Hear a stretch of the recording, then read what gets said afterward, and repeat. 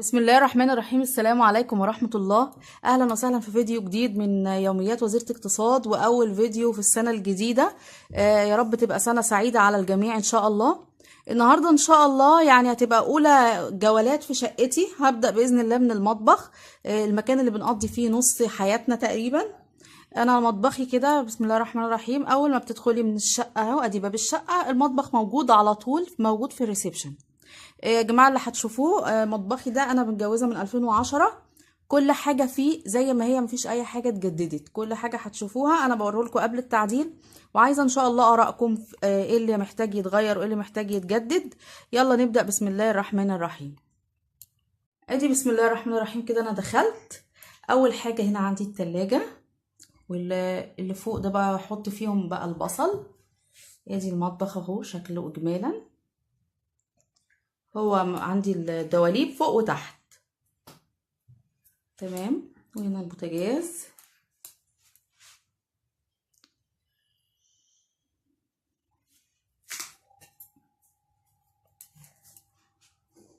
وهنا ده ابراهيم.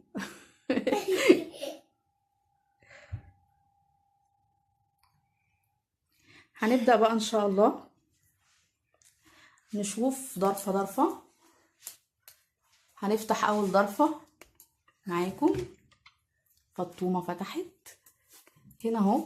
الخزين بحطه، انا لفيت كتير في المطبخ كله عشان الاقي مكان احط فيه الخزين يبقى كويس، وده افضل مكان لقيته. وهنا بقى الزيت، وفوق خالص السكر.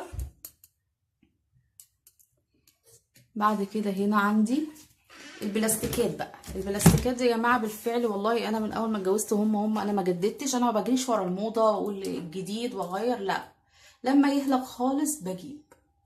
داخله في 9 سنين زي ما هم عندي. هنا اللبانات اللي بحط فيهم اللبن، وفوق هنا الصواني اللي يعني ايه استعمالي فيها مش كتير، مخليها بعيد كده شويه عن ايدي. نشوف كده على طول الضرفه اللي بعدها. هنا كده حاطه البرطمانات والازايز الزياده، وهنا بقى العلب والحاجات بقى اللي ايه يعني استعمالها كل فين وفين، مضرب البيض ومكنه البسكوت والترمس والكلام ده كله.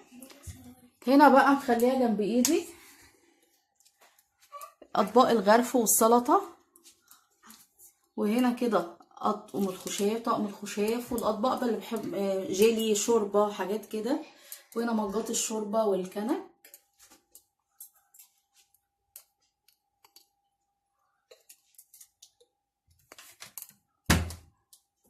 هنا بقى الرخامة دي اللي جنب التلاجة اللي بعمل عليها الأكل، دايما ببقى معاكم فيها. والمجات دي معلقاها كده يعني المقابض أو اللي هي العلاقات بتاعت الستاير. بس أنا بصراحة ما عجبني لونها، حسيت إن هي ماشية مع السيراميك اللي وراها وكده، فما حطيتش عليها أي حاجة تغطي لونها. هنبدأ دلوقتي نشوف بقى الدولاب اللي من تحت. هنا أنا كده حاطه هنا المصافي والطاسات، الحاجات كلها الطاسات اللي بستعملها، والمبشره ورا.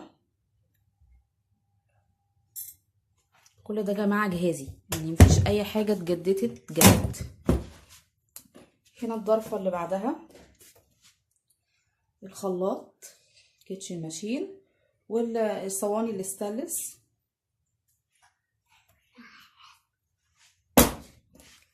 وده التوستر، يعني بنسخن فيه الاكل مش بيتسوى فيه حاجه قوي. وهنا طبعا دوره التوابل كلكم عارفينها.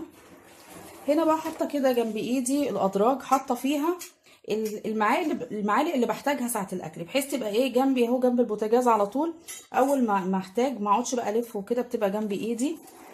وهنا معالق الاكل والشوك والسكاكين. حتى بصوا يا جماعه السكاكين كلها حاجات موديلات انا عارفه قديمه، بس طالما شغاله خلاص. انا شفت السكاكين اللي طالعه الجديده اللي بالورد والحاجات دي، بس بقول ايه، لا يعني مش طالما اللي عندي شغال مفيش مشكله. يعني مش هحمل الميزانيه عبء ملوش لازمه. هنا بقى التوابل والزيت بيبقوا موجودين كلهم هنا جنبي برضو، هنا كده جنب ايدي في الضرفه الجانبيه دي. نشوف بقى الحلل. بسم بسم الله الرحمن الرحيم. انا هنا كنت اول من اول ما اتجوزت ولحد وقت قريب قوي كل استعمالي في الحلل الالومنيوم، بس من بعد ما بدات اعرف اضرارها وكمان بصراحه ما بقتش حمل ان انا ادعكها زي الاول، طلعت طقم الاستانلس. والطقم ده اللي وسطاني ده تيفال على سيراميك، كان طقم تركي، كانت هي جايه حته واحده كده وبابا ربنا يخليه جابها لي.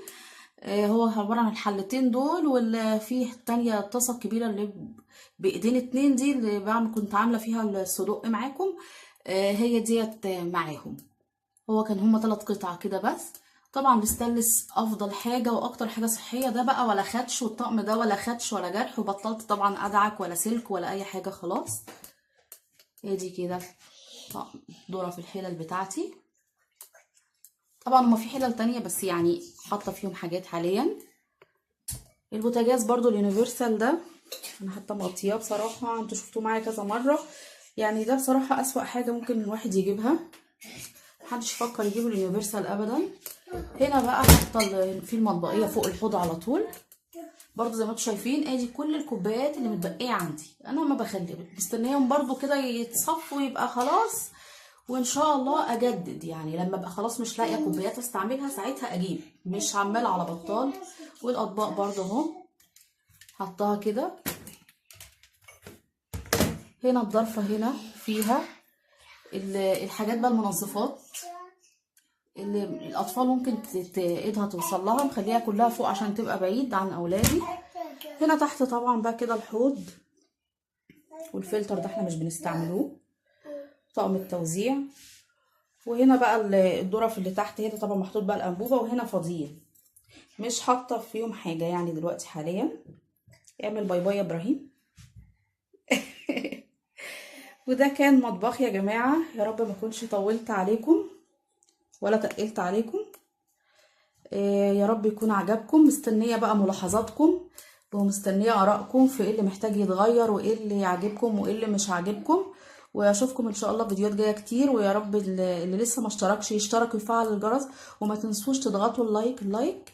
وشكرا والسلام عليكم ورحمه الله وبركاته.